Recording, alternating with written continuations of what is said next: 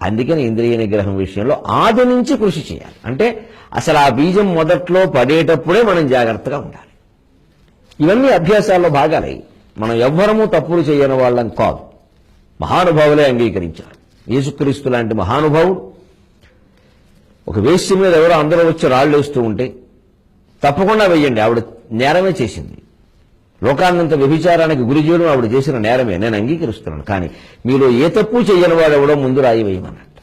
ఎవరి తప్పులు వాళ్ళు ఆలోచించుకున్నారు, రాళ్లన్నీ కింద పడ్డాయి. ఆ యువతి రక్షింపబడింది ప్రభువు చేత.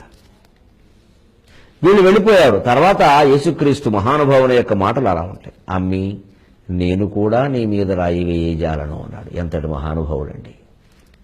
మతం ఏదైతే, దేశం ఏదైతే ఏమండి, నీతి నేర్చుకోవడానికి ముందు ఆ వేశ్య ఆ మోకాళ్ళ మీద కూర్చుని ఎంత బాధపడి ఉంటుంది, ఎంత పశ్చాత్తాపడి ఉంటుంది. ఆవిడ వృత్తి దోషం అనిపిస్తే ఆవిడ మానేసేలా చేశాడు ప్రభు.